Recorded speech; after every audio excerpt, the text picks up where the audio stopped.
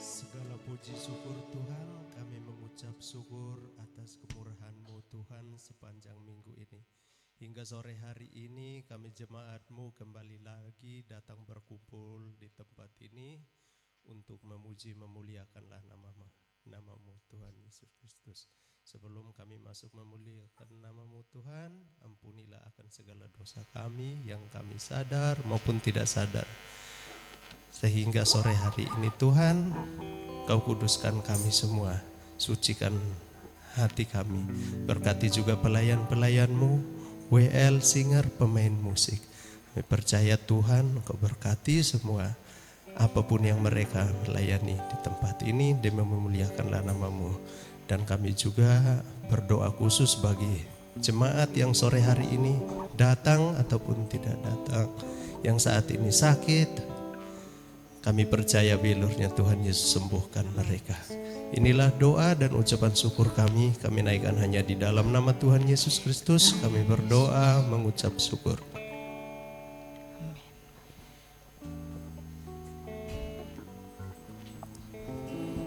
Saya bacakan di Roma pasal 37 pasal 8 ayat ke-37. Tetapi dalam semuanya itu kita lebih daripada orang-orang yang menang oleh Dia yang telah mengasihi kita. Puji Tuhan, kita adalah orang-orang yang sudah dimenangkan oleh Tuhan. Amin Bapak Ibu. Kita percaya kita sudah dimerdekakan oleh kebenaran firman Tuhan. Kita sudah dimenangkan oleh Kristus. Kitalah umat pemenang.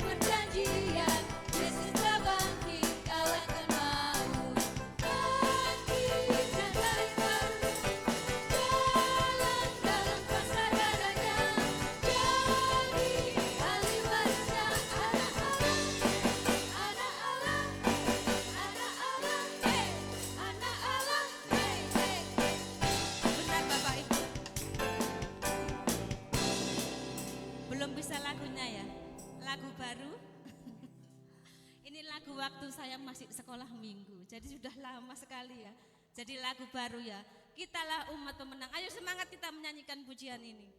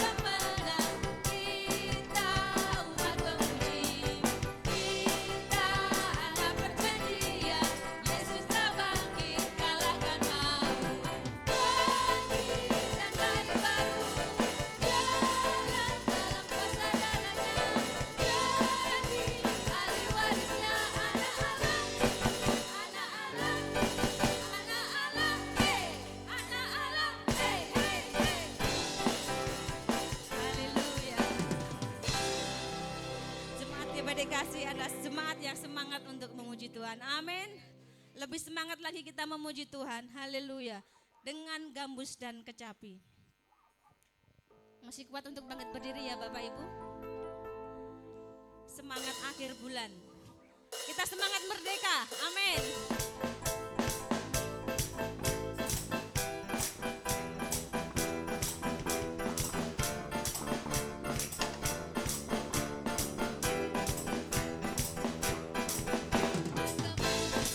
Dan kecapi, mari kita puji Tuhan. Bersoraklah, bernyanyilah, bersuka di hadapannya. Serukanlah nama Tuhan yang memberi kemenangan. Kalau Allah di pihak kita, siapa lawan kita? Dengan gambus dan kecapi, mari kita puji Tuhan. Bersoraklah, hey, bernyanyilah, bersuka di hadapannya. Serukanlah nama Tuhan yang memberi kemenangan. Kalau Allah di pihak kita, siapa lawan kita? Terdengar suara Tuhan dari Sion, terdengar suara sorak kegirangan dari umat yang telah dimenangkan. Lebih sungguh-sungguh lagi, gambus dan kecapi, mari kita puji Tuhan. Bersoraklah, bernyanyilah, bersuka di hadapannya. Serukanlah, hey, nama Tuhan yang memberi kemenangan. Kalau Allah di pihak kita, siapa lawan kita? Terdengar suara Tuhan dari Sion, terdengar suara sorak kegirangan dari umat yang telah dimenangkan. Dari umat yang telah dimenangkan. Dari umat yang telah dimenangkan.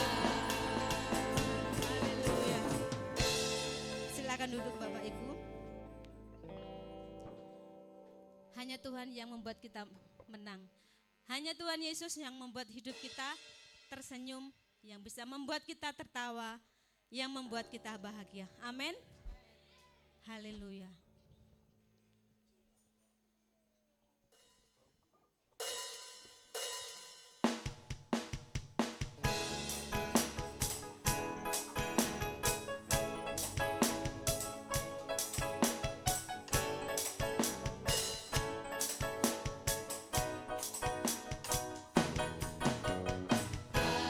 Satu penuh kasih, dua penuh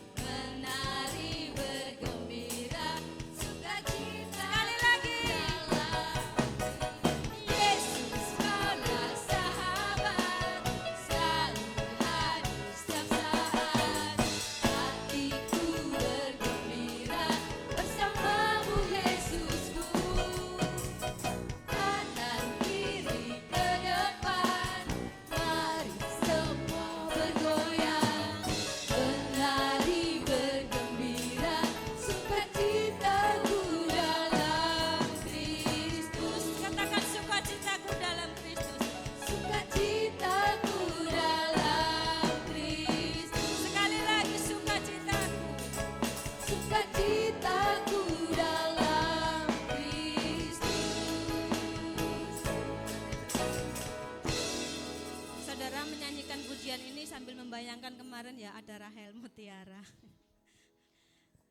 Puji Tuhan.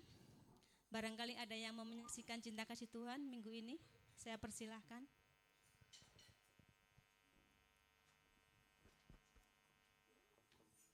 Tidak ada.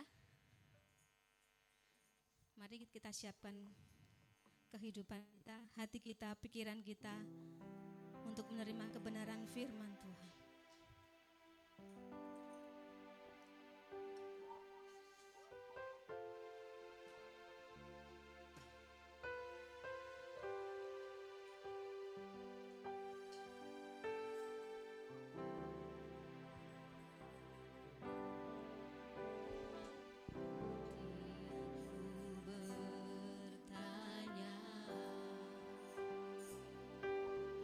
Apakah masih ada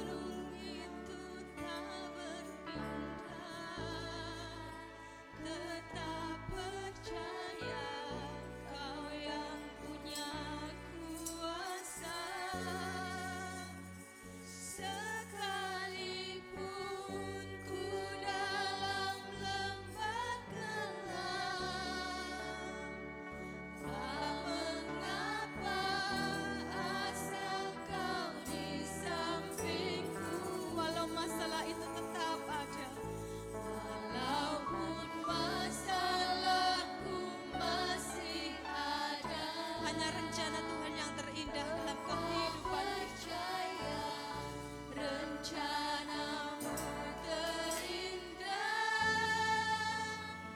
pribadimu takkan pernah berubah. Iman yang aku pegang padamu Tuhan yang setia. katakan kuala gunung itu Walaupun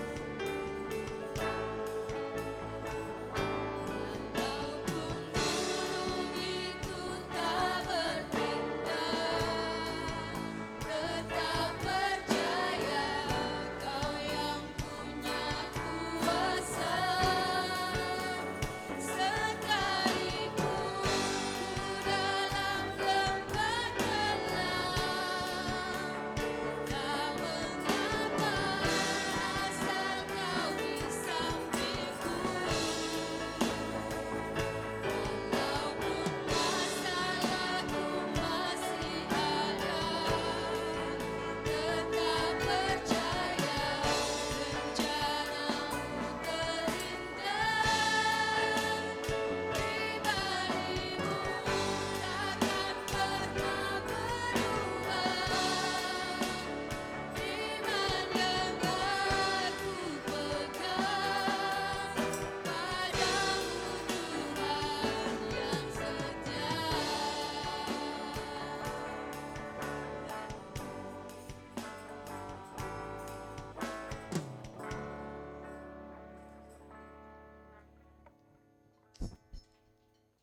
Haleluya Yesus. Terpujilah namamu Tuhan Yesus, Bapa kami di dalam surga. Kami tahu Tuhan, sebesar apapun masalah yang kami hadapi Tuhan, jika kami bersandar padamu Tuhan, kami tidak takut apapun ya Bapa. Kami tahu rancangan-Mu yang terbaik bagi kami Yesus. Terima kasih Tuhan, terima kasih Yesus. Bapa, jika sore hari ini Tuhan, kami sudah memuji meninggikan nama-Mu ya Bapa. Tiba saatnya kami mau mendengarkan sabda kebenaran tentang firman-Mu Tuhan. Tuhan, tutup bungkus ruangan ini dengan kuasa Roh Kudus-Mu ya Bapa. Bila ada kuasa yang tidak berkenan di hadapan-Mu, kami usir, kami tengking di dalam nama Tuhan Yesus. Biarnya kuasa-Mu yang bekerja atas kami ya Bapa. Jamah setiap kami Yesus. Biarlah apa yang disampaikan hamba-Mu Tuhan dapat kami lakukan dalam kehidupan kami Tuhan. Berkati juga hamba-Mu yang menyampaikan firman-Mu ya Bapa. Berkati rumah tangganya, pelayanannya Tuhan. Apapun yang dia kerjakan Tuhan, biarlah menjadi berkat ya Bapa. Terima kasih Tuhan Yesus, terima kasih. Kami siap untuk mendengarkan firman-Mu di dalam nama Tuhan Yesus Kristus.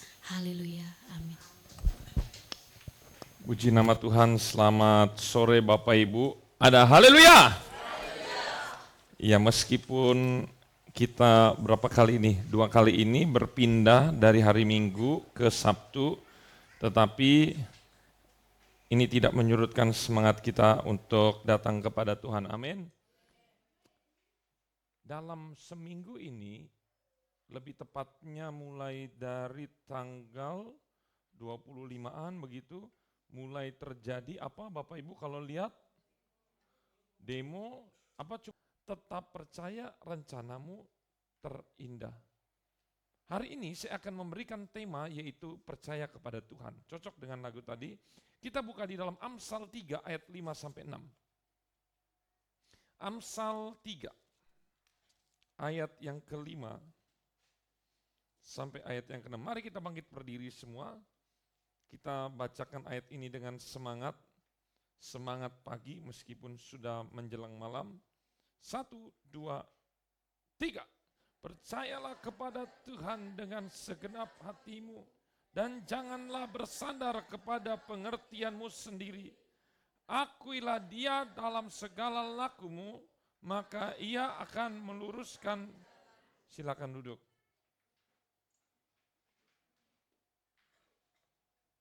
Arti percaya kepada Tuhan dengan segenap hati, yaitu sama seperti tokoh Alkitab yang tidak disebutkan namanya, tetapi ini menjadi sesuatu contoh seperti lagu tadi itu luar biasa. Coba kita buka 1 Raja-Raja 17. Tapi yang tadi jangan diubah-ubah dulu ya. Dikasih tanda dulu supaya nanti tinggal langsung buka. 1 Raja-Raja 17 ada satu kisah di sana apa kisahnya? Tentang janda di Sarfat. 1 Raja-Raja 17 ayat 11. Lihat di sini. Di sana terjadi kelaparan yang luar biasa. Seluruh masyarakat kekeringan, tidak ada air. Bisa bayangkan Bapak Ibu, di daerah sini pernah nggak sumur-sumur menjadi kering? Ada 10 tahun belakangan ini di daerah Bapak Ibu, sampai air susah ada? Hampir nggak pernah ya. Jadi kita nggak pernah merasakan. Tapi kalau Bapak Ibu suka naik gunung, apalagi daerah Bromo dan segala macam, tanyakanlah orang-orang sana. Itu airnya susahnya setengah mati. Jadi kalau tidak ada air, maka segala macam yang ditanam bisa tumbuh apa tidak? Tidak. Otomatis tidak ada air berarti tidak ada makanan. Kenapa? Tidak ada yang bisa ditanam. Lihat di sini. Di ayat 11, perempuan ini pergi mengambilnya, ia berseru lagi. Cobalah ambil juga bagiku sepotong roti, kata Nabi Elia. Ayat 12, perempuan itu menjawab, demi Tuhan Allahmu yang hidup. Ini kurang dramatis. Coba bayangin Bapak Ibu cuman ada sepotong, bukan sepotong roti. Ini segenggam terigu sama minyak tok. Habis itu besok mati kira-kira ngomongnya gimana? Hah? Ngomongnya sambil tersenyum atau sambil meringis kira-kira? Ini diisi dengan kesesakan hati. Demi Tuhan Allahmu yang hidup. Sesungguhnya tidak ada apa? Roti. Kecuali apa? Segenggam tepung tempayan dan sedikit minyak dalam buli-buli. Terus lanjut. Dan sekarang aku sedang mengumpulkan berapa? 2-3 potong, ternyata pakai kayu bakar ya. Kemudian aku mau pulang mengolahnya, kemudian apa? Aku bagi dengan anakku roti ini, dan kami memakannya, maka setelah kami memakannya, kami akan, kok yakin dia mati? Karena menurut logika, udah tidak ada. Dan kenapa dia yakin mati? Karena dia tahu Nabi yang ngomong itu minta makan. Otomatis kalau dia minta makan sama saya, berarti dia tidak punya makanan. Benar kan? Bang Wahyu, saya lapar. Saya punya makanan enggak? Ya enggak punya. Makanya saya minta. Dia penuh keyakinan setelah makan dia akan mati. Tapi lihat ayat berikutnya. Elia berkata kepadanya, jangan takut. Pulanglah, buatlah seperti yang kau katakan. Apa yang dikatakannya? Mengadoni roti, dibuat rotinya itu. Terus apa? Tetapi buatlah lebih dahulu bagiku sepotong roti, bundar kecil daripadanya, dan bawalah kepadaku, kemudian barulah kau buat bagimu dan bagi Pak Arnold. Kalau Pak Arnold punya makanan, habis ini makan mati, terus saya ngomong begini, dikasih apa enggak sama saya? Saya minta Pak, minta makan Pak. Wong anak saya aja belum makan, dikasih enggak? Yakin iya, karena sekarang masih kenyang. Gimana? Ayo bawa Pak. Ibu-ibu, boro-boro uang. Ini cuma ada satu, makan mati. Kasih nggak ke orang lain? Kita nih lagi pikiran normal, karena semua minimal tadi siang udah makan semua kan? Sudah.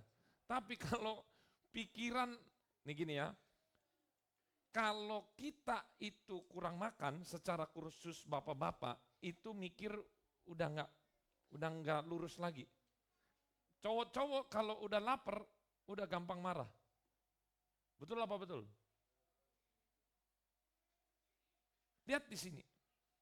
Elia berkata sesuatu yang sebenarnya nggak masuk akal.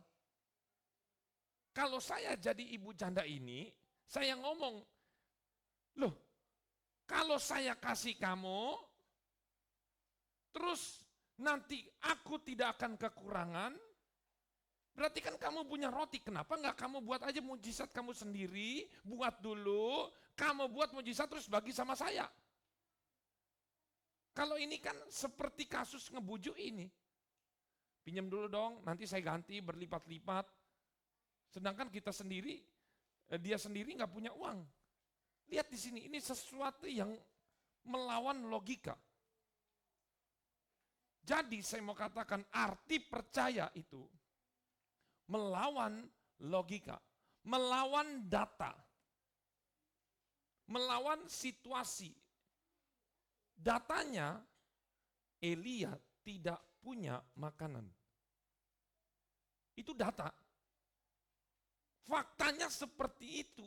Bagaimana seseorang yang tidak punya makanan bisa memberikan kepada saya makanan? Logikanya begitu kan? Lihat sini. Ini sesuatu yang luar biasa perlu kita terapkan. Kadang mujizat itu tidak terjadi karena kita terjebak dengan namanya logika. Bagus, logika itu penting, tetapi ternyata ada satu saat kita tidak bisa memakai pikiran kita sendiri. Ketika kita pakai pikiran kita, maka segala sesuatunya hasilnya terbatas. Perhatikan ini. 14, kita baca sama-sama 1, 2, 3. Sebab tepung dalam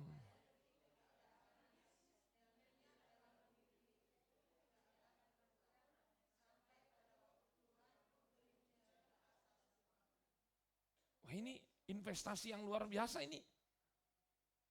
Kasih segenggam. Untung enggak ini? Tapi udah terjadi belum? Belum. Kalau kira-kira janda ini tidak membuat dan memberikan kepada Elia, jadi nggak mujizat ini? Tidak akan jadi kan?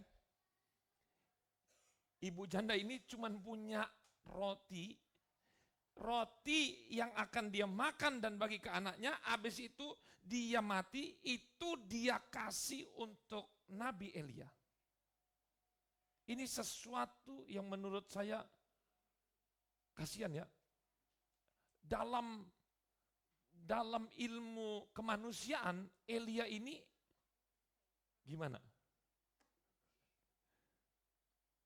Ayo. Kira-kira pantas nggak seorang laki-laki meminta roti kepada janda yang cuma punya satu genggam? Coba, secara kemanusiaan.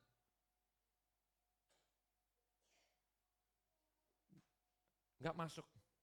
Serius ini nggak masuk. Bapak Ibu harus pahami ini sambil Bapak Ibu berpuasa mungkin 3 hari 3 malam baru Bapak Ibu baca ini nangis. Sesuatu yang benar-benar nggak masuk akal. Kalau misalnya mungkin dari antara kita seorang janda, lah kamu cowok, masa minta sama saya janda yang punya anak? Lihat, benar-benar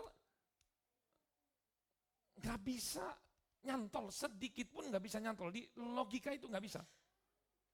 Tetapi lihat di ayat 15, anehnya wanita ini berkata, lalu pergilah perempuan itu dan berbuat seperti yang dikatakan Elia. Dan berikutnya, dia serta anak perempuan itu mendapat makanan beberapa waktu lamanya. 16, tepung dalam tempayan itu tidak habis dan minyak dalam buli-buli tidak berkurang. Jadi menurut para penafsir, Dia tuang nih minyaknya sekarang, set, habis. Dia tuang lagi nih tepungnya, set, habis. Hari itu habis. Cukup untuk 1 hari 1 kali. Besok pagi dia tuang lagi, ada lagi, habis. Besok lagi dia tuang lagi, habis. Tapi besoknya lagi ada lagi. Saya mau katakan, di antara kita pasti tanpa sadar, karena Tuhan itu tidak pernah promosi gembar-gembor kebaikannya. Tanpa sadar, kita semua mengalami mujizat janda sarfat. Dihitung-hitung 1 bulan, gaji saya begini, pengeluaran begini, aduh kok nggak masuk. Ini gimana ya? Wow, kita udah mulai khawatir, apalagi urusan anak, SPP, wah segala macam. Wah ini gimana, sepertinya nggak masuk akal. Tapi herannya, hari demi hari kita lewati. Hari demi hari lolos saja. Bisa aja. Saya mau tanya nih, jujur. Ada yang nggak makan selama 2 hari? Selain puasa. Nggak makan karena kekurangan. Pernah 2 hari? Ayo, pernah? Pernah Pak? Berapa hari Pak? 2 hari? Wah ini hebat nih. Oh waktu sendiri. Waktu belum kawin. Justru udah nikah malah susah Pak ya. Mau makan ketika sudah sekarang bingung. Semua bisa dibeli, makan apa ya? Makan apa ya? Jadi bingung, makan apa ya? Memang benar, waktu sebelum menikah masih merintis gitu, ada makanan aja udah untung. Kalau ke nasi Padang, Pak beli nasi, kuahnya. Ya, kuah sama sayur, terus kuah rendang, kuah ini, semua kuah dimasukin semua. Kalau di Bandung saya itu, biasa kalau nasi Padang atau warteg, itu pasti dapat teh. Dan itu nggak bayar. Dan nggak perlu kita berkata teh tawar, teh manis, pasti dapatnya teh tawar. Tapi begitu saya ke Surabaya, teh, ST satu ini, loh kok manis? Baru di sini, ya saya merasakan manis. Saya lihat menjadi sesuatu yang sangat langka ketika kita tidak makan. Itu dia. Tetapi kalau kita lihat di dalam Alkitab, setiap hari Tuhan pelihara janda sarfat ini dan anaknya. Jadi kalau kita masih hidup sampai hari ini, sedangkan keuangan kita terbatas, saya mau katakan, mujizat janda sarfat itu masih berlaku sampai hari ini. Amin. Yang penting kita mengucap syukur. Jadi saya mau katakan arti percaya itu adalah melawan logika, melawan data, melawan situasi, melawan fakta apa kata dunia. Di dalam kasus khusus. Saya bukan berarti mau berkata, oh nggak usah pakai otak lagi Pak, percaya aja. No. Karena ingat, percaya tanpa perbuatan, hakikatnya adalah mati.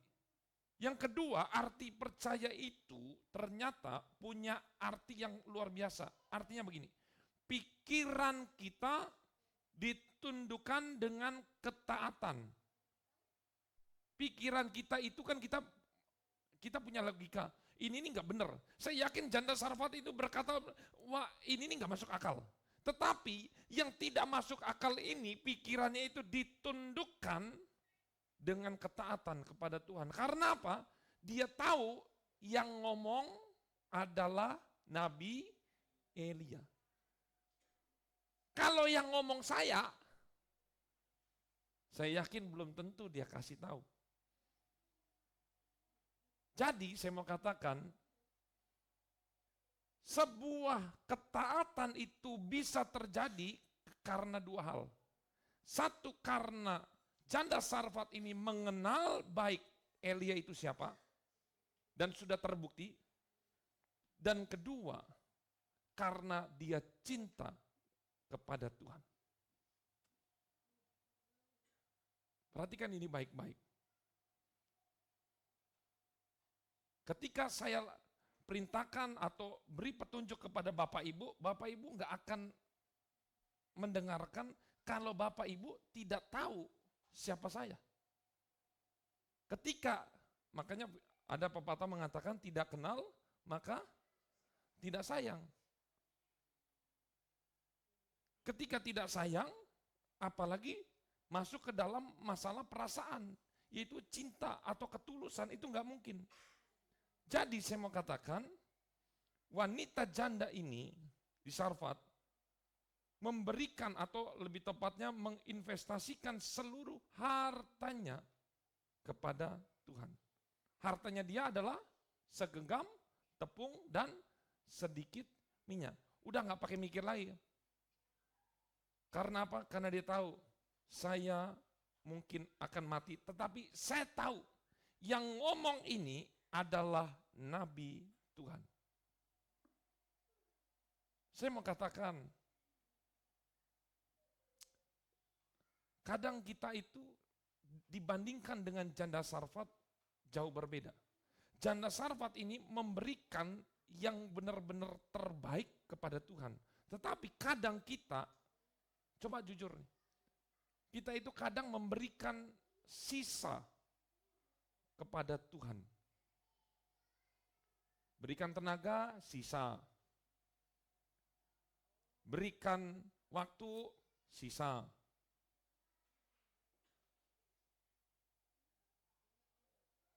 Ibadat tidak menjadi suatu prioritas.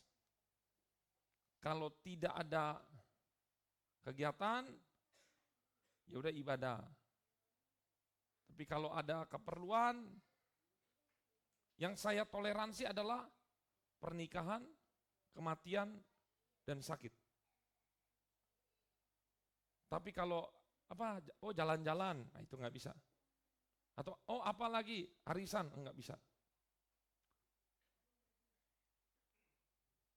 Amin. Kadang kita itu memberikan sisa harta benda juga. Harta benda yang ada dalam diri kita, kita berikan. Itu hanya sisa. Bukan yang terbaik. Tetapi, seringkali manusia pengen dapat yang terbaik. Dulu pernah saya cerita ya, waktu saya hitung kolekte, di mami saya, dulu masih ada yang uang 500 monyet itu loh. Ada yang ingat gak Bapak Ibu? Monyet yang 500. Saya pikir, dapat. Pas saya ambil cuman setengah. Coba. 500 itu dia kasih setengah lembar. Saya curiga, mungkin minggu depan dia akan kasih. Ternyata minggu depan nggak ada juga. Sampai seterusnya. Bisa bayangkan.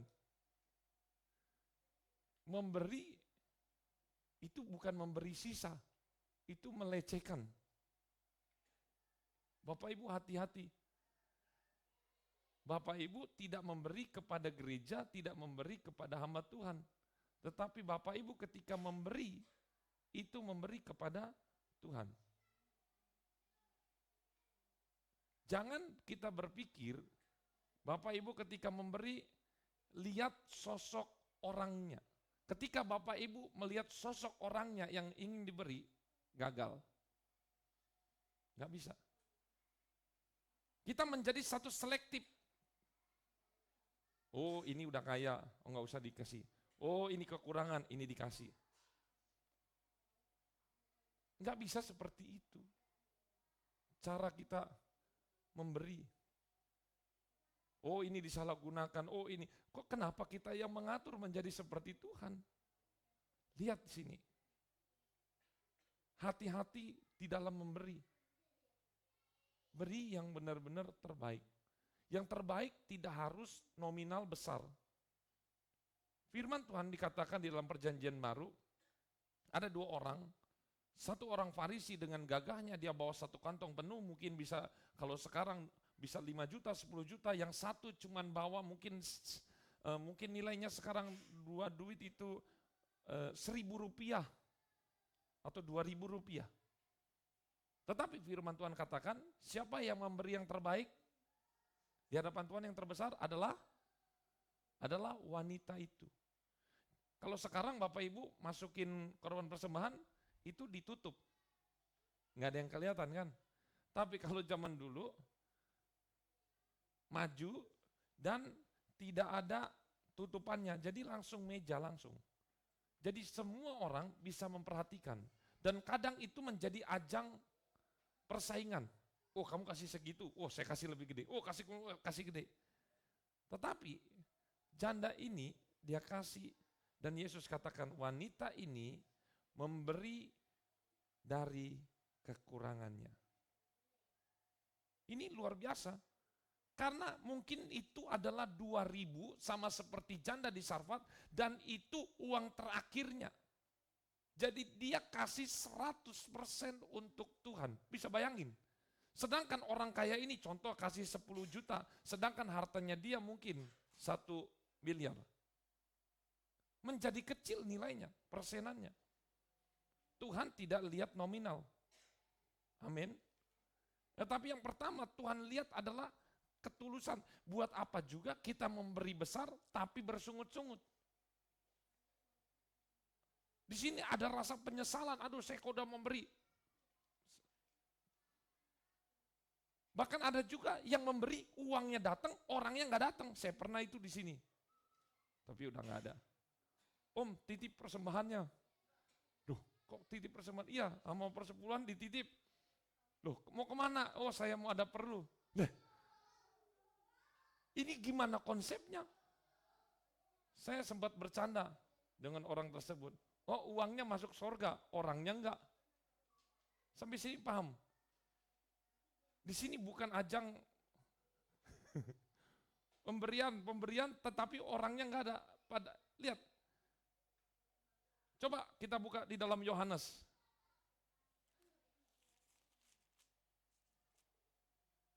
Yohanes 4.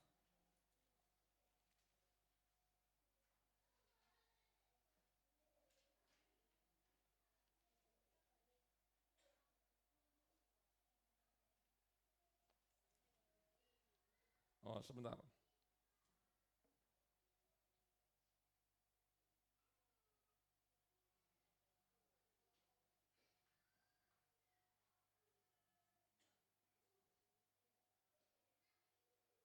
Oh, maaf. Roma 12 ayat yang pertama. Di sana dikatakan, karena itu saudara-saudara, demi kemurahan Allah, aku menasihatkan kamu supaya kamu mempersembahkan apa? Tubuhmu sebagai persembahan yang, jadi yang pertama ketika kita datang ke rumah Tuhan, yang harus kita persembahkan adalah tubuh, bukan harta kita. Tubuh, bukan benda mati. Itu dia. Jadi ketika ada yang titip persembahan, itu menjadi sesuatu hal yang menurut saya itu sedang melecehkan Tuhan. Dipikir Tuhan itu miskin. Tuhan gak butuh uang, Tuhan butuh tubuh kita. Amin. Bapak Ibu, misalnya kalau punya pasangan, ayo kita ketemu, udah gak ketemu lah, nih titip nih, kasih aja uangnya sama dia, saya gak mau datang. Ayo gimana rasanya? Mau? Pacaran begitu, katanya kamu mau traktir saya ya ulang tahun, ya. Tapi saya gak bisa ketemu, nih uangnya aja nih, kamu sana pergi sendiri. Ayo, gimana rasanya? Nyesek, gak enak. Amin. Berikut yang ketiga. Percaya itu artinya bukan berarti kita sedang kadalin. Tahu kadalin? Kadalin Tuhan. Tahu nggak? Kalau saya memberikan ilustrasi ini, beri nama ini seperti untung kodek. Untung kodek itu apa nih? Ketika dalam senang, dia mau. Tapi ketika dalam sakit, dalam susah, dia nggak mau. Jadi firman Tuhan katakan, percaya itu bukan berarti ketika kita lagi susah, baru kita katakan percaya kepada Tuhan. Percaya itu bukan sesuatu hal yang hanya diucapkan sehari 2 hari, kemudian hilang. Tetapi ini menjadi ikatan seperti suami istri, sehidup semati. Senang dan susah, tetap kita percaya kepada Tuhan.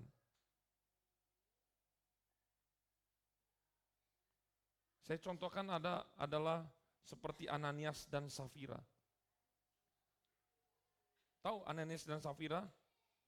Dia itu berjanji, Tuhan, kalau tanah ini laku, maka semua hasil penjualan ini saya akan berikan untuk Tuhan. Betul laku. Ternyata lakunya jumlahnya besar. Ketika dia udah dapat uang dalam jumlah besar, dia mulai ragu-ragu, aduh, saya pikir kecil ini dapatnya, ternyata besar. Udahlah, saya kasih setengahnya aja. Ini namanya sedang menipu Tuhan. Jadi kalau ada masalah keuangan, kalau kita sakit, kita datang kepada Tuhan. Datang minta didoakan. Tetapi waktu sehat, kita nggak datang kepada Tuhan. Waktu dapat berkat, boro-boro nongol. Tapi ketika lagi kesusahan, Om, doakan saya ya Om. Ya, saya doakan. Lagi saya, Om, doakan ya.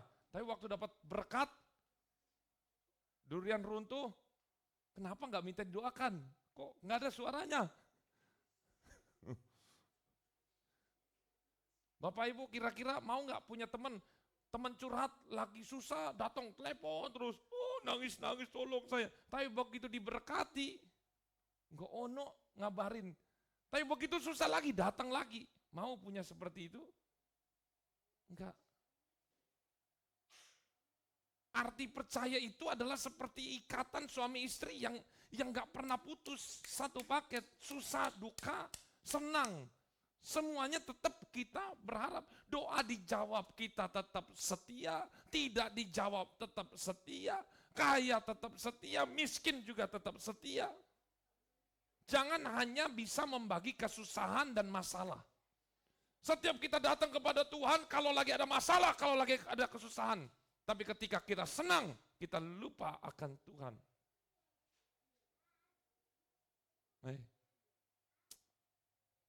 Itu menjadi sesuatu yang value kita, nilai kita di hadapan Tuhan itu kecil. Serius. Motivasi kita harus diluruskan. Mau punya teman yang seperti itu.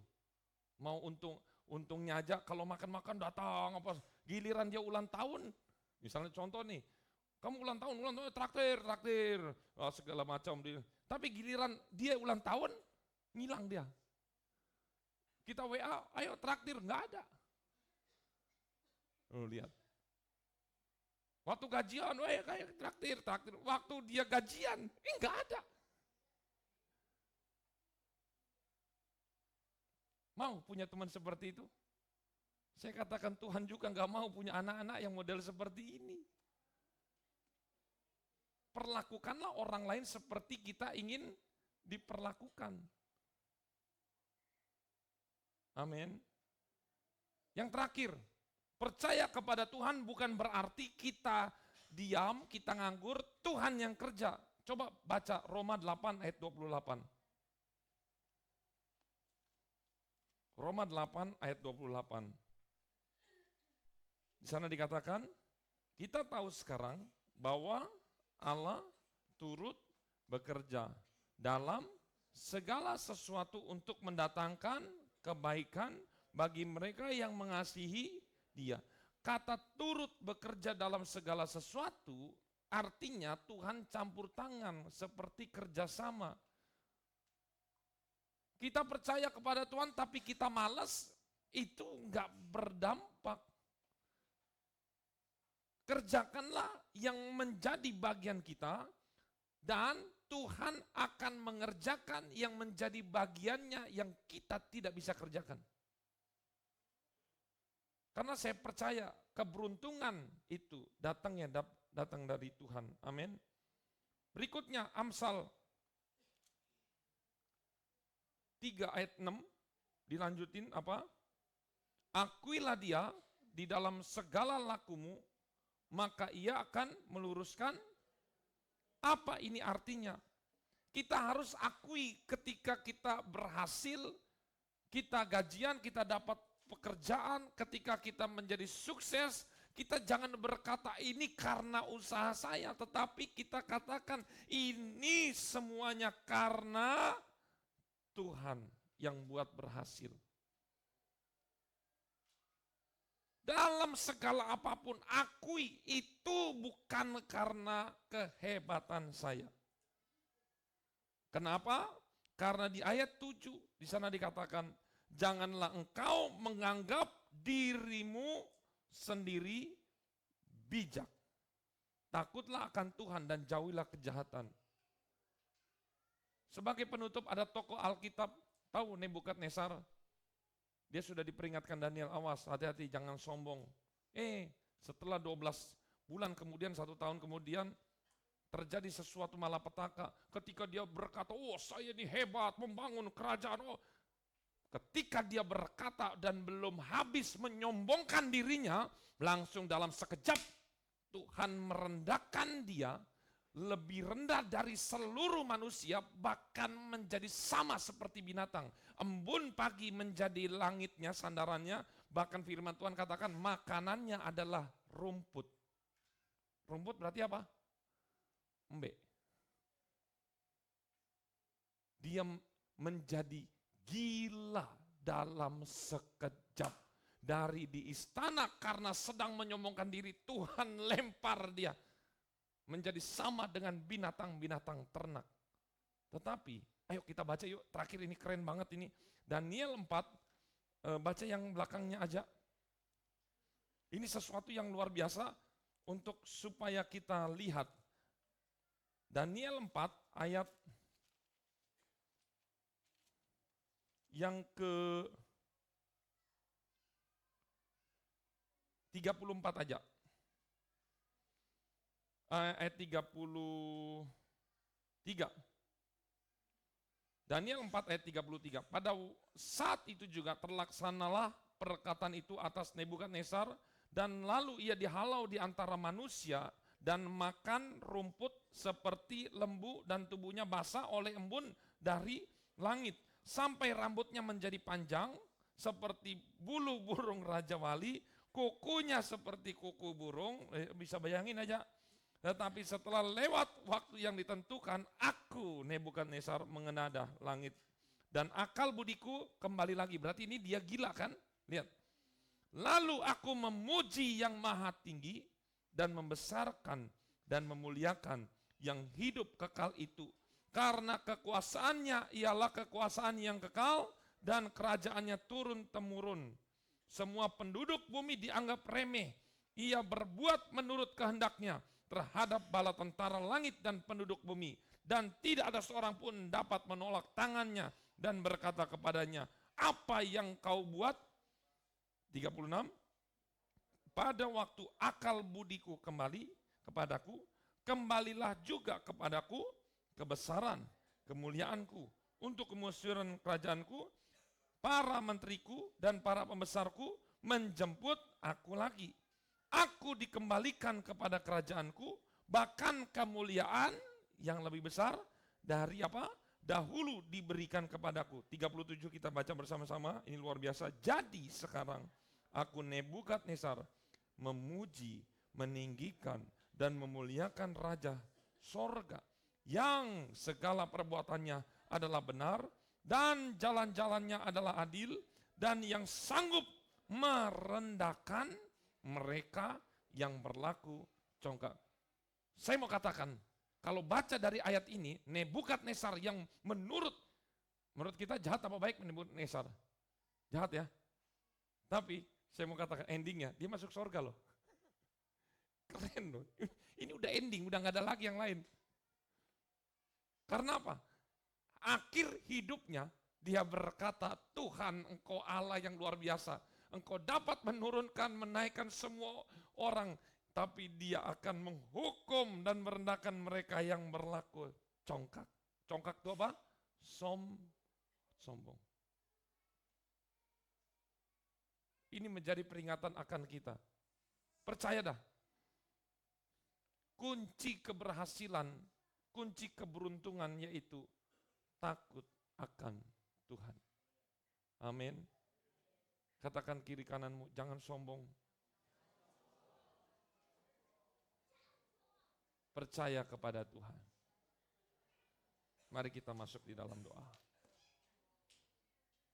Saya serahkan.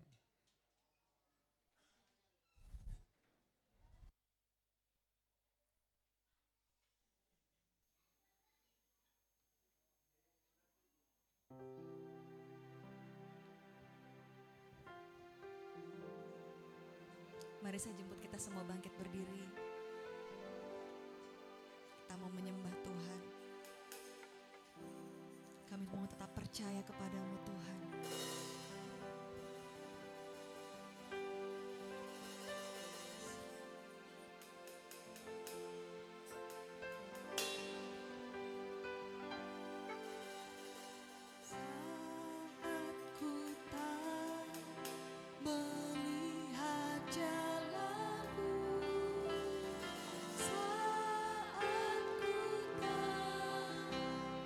Mengerti rencana